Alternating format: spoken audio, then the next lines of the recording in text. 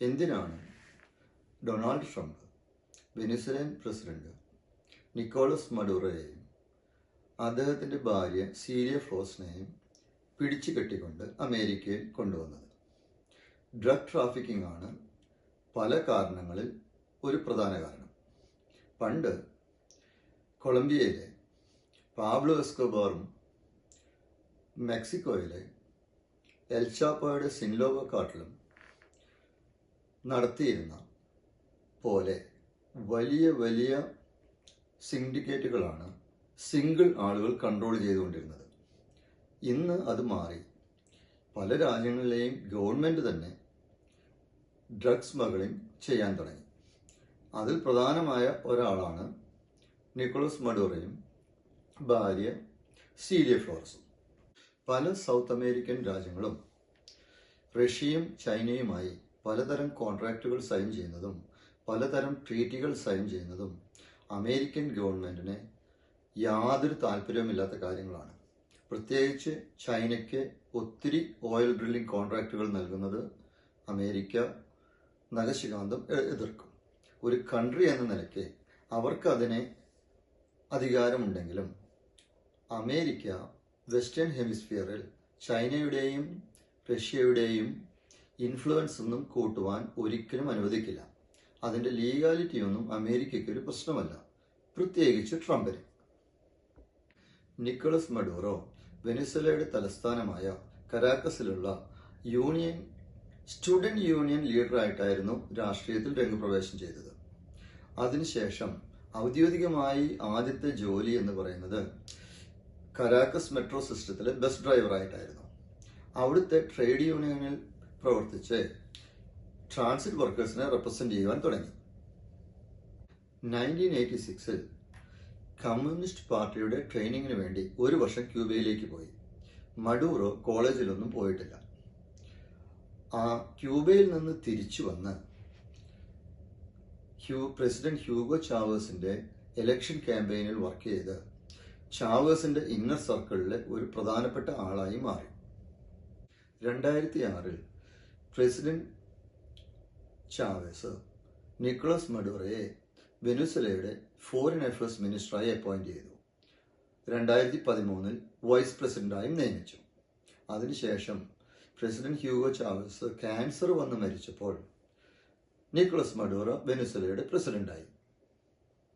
Hugo Chavez പ്രസിഡന്റായി socialist ഭരണകൂടം സ്ഥാപിച്ചപ്പോൾ American എണ്ണ കമ്പനികളെല്ലാം പുറത്താക്കിയല്ലോ. അപ്പോൾ ഈ അമേരിക്കൻ എണ്ണ കമ്പനികൾക്ക് കോടികളുടെ നഷ്ടമുണ്ടായി. അതുകൊണ്ട് അവർ ഇന്റർനാഷണൽ കോർട്ടിൽ പോയി നഷ്ടപരിഹാരത്തിന് കേസ് കൊടുത്തു. ഇന്റർനാഷണൽ കോർട്ടിൽ നിന്നും വിധികളെല്ലാം വന്നത് അമേരിക്കൻ എണ്ണ കമ്പനികൾക്ക് അനുകൂലമായിരുന്നു. പക്ഷേ വെനിസ്വേലയിലെ ചാവേസ് ഗവൺമെന്റ് ഇന്റർനാഷണൽ കോർട്ടിലെ വിധികളൊന്നും മാനിക്കാൻ തയ്യാറായില്ല. അപ്പോൾ അമേരിക്കൻ ഗവൺമെന്റ് ചാവേസ് ഗവൺമെന്റിന്റെ മുകളിൽ സാങ്ഷൻസ് കൊണ്ടുവന്നു. അപ്പോൾ വെനിസ്വേലയ്ക്ക് ഓപ്പൺ മാർക്കറ്റിൽ എണ്ണ വിൽക്കാൻ പറ്റാതെയായി. അങ്ങനെ വന്നപ്പോൾ അവർ ഷേഡോ ഷിപ്പുകളിൽ എണ്ണ ട്രാൻസ്പോർട്ട് ചെയ്യാൻ തുടങ്ങി. ഷേഡോ ഷിപ്പുകൾ എന്ന് വെച്ചാൽ ഇന്റർനാഷണൽ മറീടൈം നിയമങ്ങളൊന്നും പാലിക്കാത്ത, എന്ന് വെച്ചാൽ ഈ കപ്പലുകൾ ഏത് രാജ്യത്തിൻ്റെതാണെന്നോ ഏത് കമ്പനിയുടേതാണെന്നോ ആരാണ് ഇത് ഓൺ ചെയ്യുന്നതോ എന്നോ ഒന്നും അറിയിക്കാത്ത രീതിയിൽ എണ്ണ ട്രാൻസ്പോർട്ട് ചെയ്യുന്ന കപ്പലുകളെയാണ് ഷേഡോ ഷിപ്പുകൾ എന്ന് പറയുന്നത്. 2025 ട്രംപ് അഡ്മിനിസ്ട്രേഷൻ ഈ ഇന്റർനാഷണൽ കോർട്ടിന്റെ വിധികളുടെ ഭാഗമായ അസറ്റ് റിക്കവറി നിയമങ്ങൾ അനുസരിച്ച് 3-4 ഷേഡോ ഷിപ്പുകൾ പിടിച്ചെടുത്തിരുന്നു. അതിനെ ഡെമോക്രാറ്റിക് പാർട്ടിയും മെയിൻ സ്ട്രീം മീഡിയയും ചേർന്ന് ഇന്റർനാഷണൽ ലെവലിൽ ട്രംപിനെ നാണം കെടുത്തുവാൻ ഒരു ശ്രമം നടത്തിയിരുന്നു. കാരണം അമേരിക്കയുടെ പുറത്തുള്ളവർക്കും ഭൂരിഭാഗം അമേരിക്കക്കാർക്കും ഈ കഥയുടെ യഥാർത്ഥ സ്റ്റോറിയൊന്നും അറിയില്ലല്ലോ. മഡുറോയുടെ ഡ്രഗ് ബിസിനസ്സിലെ പ്രധാന പാർട്ണർ ചൈനയാണ്.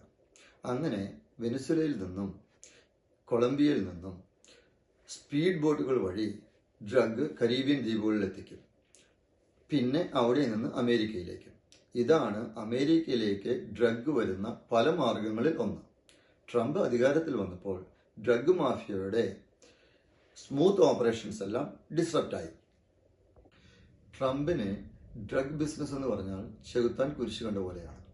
അതുകൊണ്ട് അമേരിക്കയുടെ മോസ്റ്റ് അഡ്വാൻസ്ഡ് ടെക്നോളജിയുള്ള USS ജെറാൾഡ് ഫോർഡ് എന്ന് പറഞ്ഞ എയർക്രാഫ്റ്റ് കാരിയർ കരീബിയൻ റീജിയനിലോട്ട് നിയോഗിച്ചു. വെനിസുലയിൽ നിന്ന് ഒരു ഡ്രഗ് ബോട്ട് പുറപ്പെട്ടാൽ അത് അപ്പോൾ തന്നെ USS ജെറാൾഡ് ഫോർഡിലെ റഡാറിൽ പതിയും. ആ ബോട്ട് കരീബിയനിൽ എത്തുന്നതിന് മുന്നേ അത് വെടിവെച്ച് മുക്കിക്കളയും. അങ്ങനെ 36 ഡ്രഗ് ബോട്ടുകളും അതിലെ ജീവനക്കാരെയും ഓൾറെഡി കടലിൽ താഴ്ത്തിക്കളഞ്ഞു. ഏകദേശം 100,000 അമേരിക്കക്കാരാണ് ഡ്രഗ് ഓവർഡോസ് മൂലം അമേരിക്കയിൽ മരിച്ചുകൊണ്ടിരുന്നത്. ഇപ്പോൾ വെനിസുലയിൽ നിന്ന് ഡ്രഗ് വരുന്നത് പൂർണ്ണമായും നിന്നു. പക്ഷേ ഡെമോക്രാറ്റിക് പാർട്ടിക്ക് അത് പ്രശ്നമേ അല്ല. ആയിരക്കണക്കിന് ആളുകൾ മരിച്ചാൽ ഡെമോക്രാറ്റിക് പാർട്ടിക്ക് ഒന്നും നഷ്ടപ്പെടാനില്ല. അവർ നിലനിൽക്കുന്നത് തന്നെ ഇല്ലീഗൽസിന് വേണ്ടിയല്ലേ. ഇന്റർനാഷണൽ വാട്ടറിൽ മനുഷ്യരെ വെടിവെച്ച് കൊല്ലുവാൻ ട്രംപിന് ആര് അധികാരം കൊടുത്തു? അവരുടെ ബോട്ടുകളിൽ ഡ്രഗ് ഉണ്ടെന്ന് ട്രംപിന് എങ്ങനെ അറിയാം? അവരെയെല്ലാം പിടിച്ചുകൊണ്ടുവന്ന് അമേരിക്കൻ കോടതികളിൽ കേസ് പറഞ്ഞ് കുറ്റം തെളിഞ്ഞതിന് ശേഷം മാത്രമേ അവരെ ശിക്ഷിക്കാവൂ. അങ്ങനെ അമേരിക്കക്കാർക്ക് എതിരായി മാത്രം പ്രവർത്തിക്കുന്ന ഒരു രാഷ്ട്രീയ പാർട്ടിയായി ഡെമോക്രാറ്റിക് പാർട്ടി മാറി. മഡൂറോയുടെ ഡ്രഗ് കാർട്ടലിന്റെ പേരാണ് കാർട്ടൽ ഡി ലോസ് സോളോസ്. ഏകദേശം 250 ടൺ കൊക്കൈനാണ് ഇവർ അമേരിക്കയിലേക്ക് കൊണ്ടുവരുന്നത്. $8 ബില്യൺ ഒരു ക്രിമിനൽ എംപയറാണിത്. ഇതിന്റെ ചുക്കാൻ പിടിക്കുന്നത് മഡൂറോയുടെ ഭാര്യ സീലിയ ഫ്ലോറസ് ആണ്. മഡൂറോയ്ക്ക് കാര്യമായ വിദ്യാഭ്യാസമൊന്നുമില്ലല്ലോ. ഒരു multi billion dollar criminal empire കെട്ടിപ്പൊക്കുകയും അത് വിജയകരമായി പ്രാവർത്തികമാക്കുകയും ചെയ്യണമെങ്കിൽ നല്ല അറിവും കഴിവും സാമർഥ്യവും കൂർമ്മ ബുദ്ധിയും ആവശ്യമാണ്. അങ്ങനെ മഡൂറോയുടെ അന്യായത്തിൽ നല്ല പങ്കുള്ളത് കൊണ്ടാണ് മഡൂറോയുടെ കൂട്ടത്തിൽ ഭാര്യ സീലിയ ഫ്ലോറസിനെയും പൊക്കിയത്. മാത്രമല്ല, അവൾ വളരെ കഴിവുള്ള ഒരു ലോയറും കൂടിയാണ്. അതുകൂടാതെ വെനിസുലയിൽ ക്രൂരതയുടെ മൂർത്തീകരണമായ ഒരു ഗ്യാങ് ഉണ്ട്. അതിന്റെ പേരാണ് ട്രെൻ ഡി അരാഗ. ബൈഡന്റെ ഭരണകാലത്ത് ഈ ട്രെൻ ഡി അരാഗ ഗ്യാങ്ങിലുള്ള ധാരാളം മെമ്പേഴ്സ് അമേരിക്കയിൽ കടന്നുകൂടിയിട്ടുണ്ട്. അവർ ഇവിടുത്തെ വെനിസുലൻ ഡ്രഗ് ഡിസ്ട്രിബ്യൂഷന്റെ ഭാഗമായി കാർട്ടൽ ഡി ലസോളസിന് വേണ്ടി പ്രവർത്തിക്കുന്നു. ഇവരെല്ലാം കൊടിയ ക്രിമിനലുകളും ചൈൽഡ് റേപ്പിസ്റ്റും ഇല്ലീഗൽസുമാണ്. അതുകൊണ്ടാണ് ട്രെൻ ഡി അരാഗ ഗ്യാങ് മെമ്പേഴ്സിനെയും MS-13 പോലുള്ള മറ്റ് സൗത്ത് അമേരിക്കൻ ഗ്യാങ് മെമ്പേഴ്സിനെയും എല്ലാം സെക്യൂറായി ഡീപ്പോർട്ട് ചെയ്യുവാൻ ട്രംപ് ഐസ് ഏജന്റുമാരെ നിയോഗിച്ചിരിക്കുന്നത്. ഇവരെയൊക്കെ അമേരിക്കയിൽ തന്നെ നിലനിർത്തണം എന്ന് പറഞ്ഞിട്ടാണ് ലെഫ്റ്റ് വിങ് എക്സ്ട്രീമിസ്റ്റ് സമരം ചെയ്യുന്നത്. അമേരിക്കയുടെ ഒരു ഗതികേട് നോക്കിയേ. എനിവേ, അമേരിക്കൻ പൊളിറ്റിക്സിന്റെ മറ്റൊരു വിഷയവുമായി മറ്റൊരു വീഡിയോയിൽ കാണാം. Please share and subscribe my video. Thank you.